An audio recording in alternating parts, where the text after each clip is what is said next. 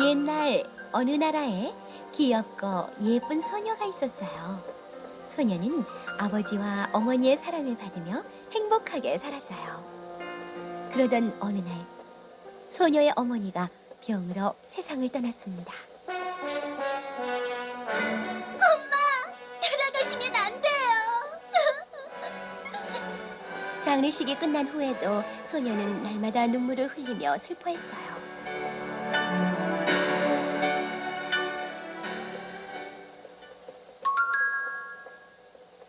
아버지는 그런 딸의 모습이 가엾어서 새어머니를 드리기로 했어요. 새어머니는 두 딸을 데리고 왔습니다. 엄마, 언니, 안녕하세요. 소녀는 상냥하게 인사를 했어요. 그러나 새어머니와 두 언니는 인사를 받는 둥 마는 둥 했어요. 다음 날 아버지는 사업 때문에 집을 떠나 먼 곳으로 가게 되었습니다. 아버지가 집을 비우자 새어머니는 소녀에게 집안일을 모두 시켰습니다.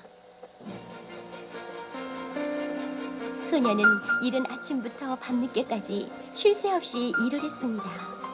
게다가 새어머니는 소녀에게 먹을 것도 제대로 주지 않았어요.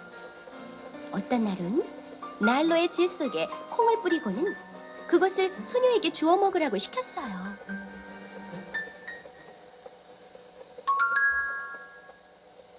예, 어서 주워 먹어. 언니들도 소녀를 재촉하며 심술궂게 말했어요. 소녀는 할 수 없이 재 속에서 콩을 주었어요. 그때부터 언니들은 소녀를 신데렐라라고 부르며 놀려댔어요. 신데렐라는 제투성이 아가씨라는 뜻이었거든요. 너한테 꼭 어울리는 이름이야. 그러던 어느 날 신데렐라에게 슬픈 소식이 전해졌어요. 아버지가 여행 도중에 돌아가셨다는 것이었습니다. 이제 이 집은 우리들 차지야. 심술궂은 새어머니는 신데렐라의 방과 물건을 모조리 빼앗고 지저분하고 더러운 다락방으로 신데렐라를 쫓아냈어요.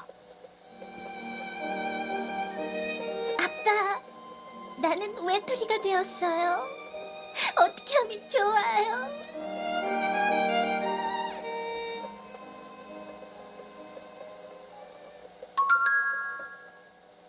신데렐라는 하루 종일 새어머니가 시키는 대로 일만 해야 했어요. 그러던 어느 날 성에서 열리는 파티에 오라는 초대장이 왔습니다. 야, 신난다. 왕자님이 결혼할 사람을 찾고 있대. 예쁘게 차려입고 가야지. 왕자님의 신부가 되면 우와, 생각만 해도 기쁜걸. 언니들은 들뜬 마음으로 모양을 내기 시작했어요.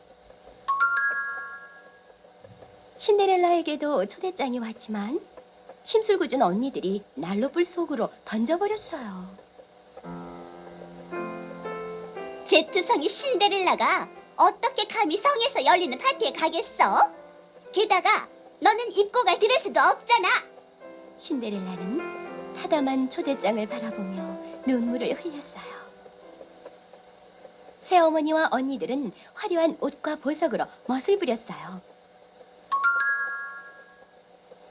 신데렐라는 새어머니와 언니들이 성으로 떠난 후 다락방으로 돌아와 흐느껴 울었어요. 엄마, 아빠, 나도 파티에 가고 싶어요. 하지만 이렇게 볼품 없고 더러운 옷을 입고 갈 수는 없잖아요. 그때 누군가가 신데렐라에게 말을 걸었어요. 신데렐라야, 그만 울어라. 신데렐라가 깜짝 놀라 뒤돌아보니 요술쟁이 할머니가 서 있었어요. 할머니는 인자하게 웃으며 말했어요. 신데렐라야, 가서 쥐 4마리와 도마뱀 2마리를 데리고 오너라. 신데렐라는 다락방에서 친구로 지내던 쥐에게 친구 쥐와 도마뱀을 데리고 와달라고 부탁했어요.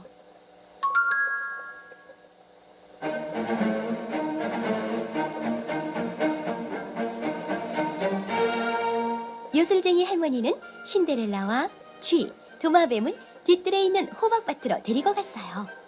수리수리 마수리. 요술쟁이 할머니가 마법을 걸자 호박이 황금마차로 변했어요. 쥐는 4마리의 말이 되었고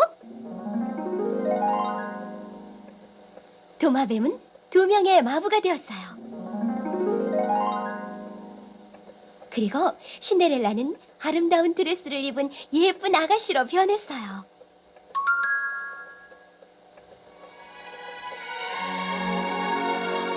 어머나, 정말로 멋진 드레스예요. 신데렐라는 가슴이 두근거렸어요. 그때 낡은 신발이 눈에 띄었어요. 저런, 구두를 깜빡 잊을 뻔했구나. 요술쟁이 할머니는 신데렐라에게 유리구두를 내밀었어요. 유리구두를 신은 신데렐라는 나비처럼 훨훨 날아갈 것 같았어요.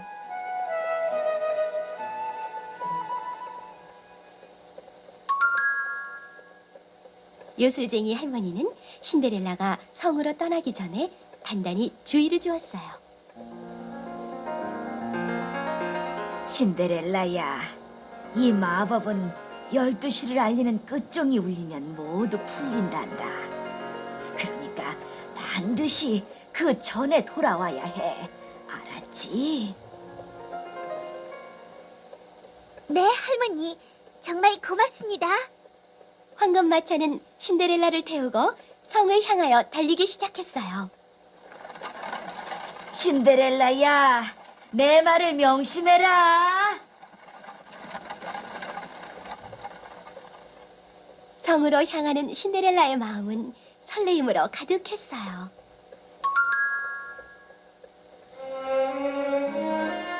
신데렐라가 무도회장에 들어서자 그곳에 있던 사람들은 모두 신데렐라를 보고 감탄했어요.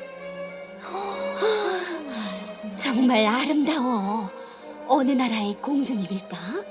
그때 신데렐라 앞에 왕자가 다가왔어요. 아름다운 공주님, 저와 함께 춤을 추시겠습니까? 네. 신데렐라는 부끄러운 듯 살짝 웃으며 손을 내밀었어요.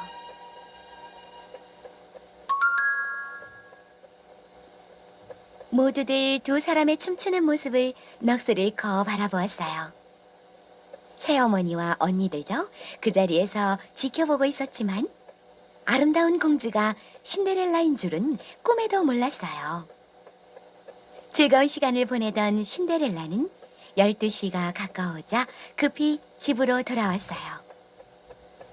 이튿날도 언니들이 떠난 뒤 신데렐라는 무도회에 갔어요.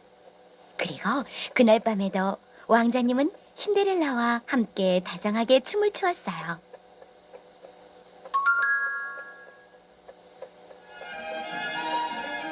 왕자는 신데렐라의 손을 잡고 춤을 추면서 말했어요. 바로 당신 같은 분을 찾고 있었습니다. 신데렐라는 꿈을 꾸는 것처럼 황홀하여 시간이 가는 것도 모르고 있었어요. 그때 12시를 알리는 종소리가 울리기 시작했어요. 12시다. 마법이 풀리기 전에 어서 돌아가야 해. 왕자님, 이제 그만 돌아가 봐야 해요. 신데렐라는 왕자의 손을 뿌리치고 허둥지둥 무도회장을 빠져나왔어요. 공주님, 기다려주세요! 왕자가 서둘러 신데렐라의 뒤를 쫓아왔지만 신데렐라는 벌써 층계를 거의 다 내려온 뒤였어요. 신데렐라는 마음이 너무 급하여 한쪽 구두가 벗겨진 줄도 모르고 그대로 뛰어갔습니다.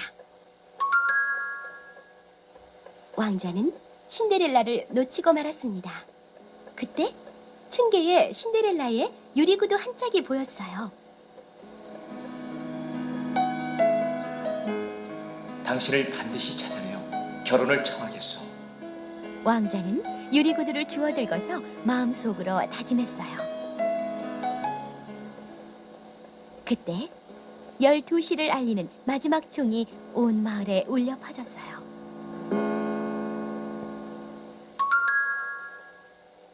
열두 시를 알리는 마지막 종이 그치는 순간 모든 것이 감쪽같이 마법에서 풀렸어요. 황금마차는 호박으로, 말은 쥐로, 마부는 도마뱀으로 다시 돌아갔습니다. 신데렐라도 원래의 초라한 모습으로 바뀌었어요. 그러나 신데렐라는 기쁨으로 가슴이 두근두근 설레었어요.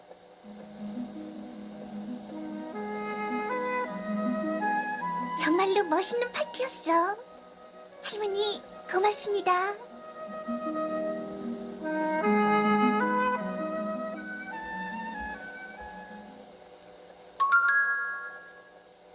다음 날 아침 왕자는 신하들에게 명령을 내렸어요. 이 유리구두에 발이 꼭 맞는 아가씨를 찾아오너라.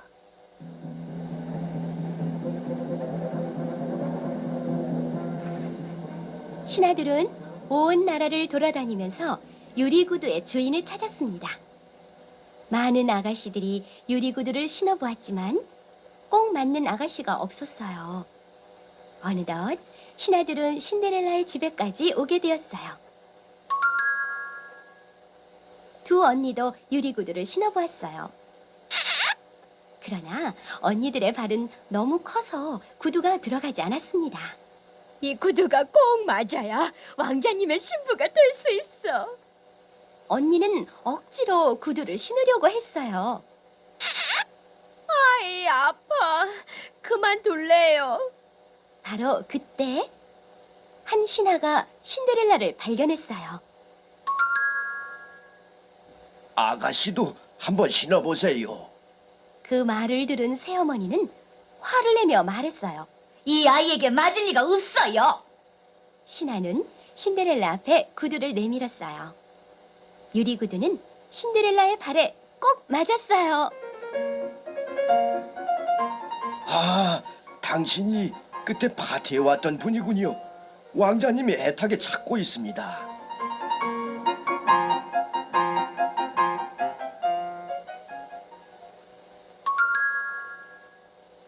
신데렐라야, 축하한다. 신데렐라가 뒤돌아보니 유술쟁이 할머니가 서 있었어요. 신데렐라야, 왕자님과 부디 행복하게 살아야 한다. 수리수리 마수리. 할머니가 요술 지팡이를 흔들자 신데렐라는 웨딩드레스를 입은 신부로 변했어요. 이 마법은 12시가 되어도 풀리지 않을 거야. 할머니, 너무나 행복해요. 고맙습니다.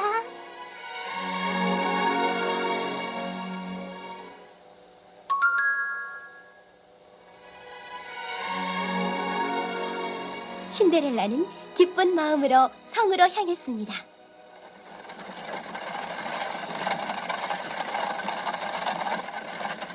신데렐라가 성에 도착하자 왕자가 반갑게 맞이하였어요.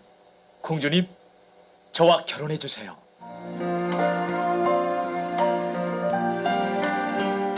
신데렐라는 환하게 웃으며 승낙했습니다. 신데렐라와 왕자는 온 나라 사람들의 축복을 받으며 결혼하였습니다. 그리고 행복하게 오래오래 살았답니다.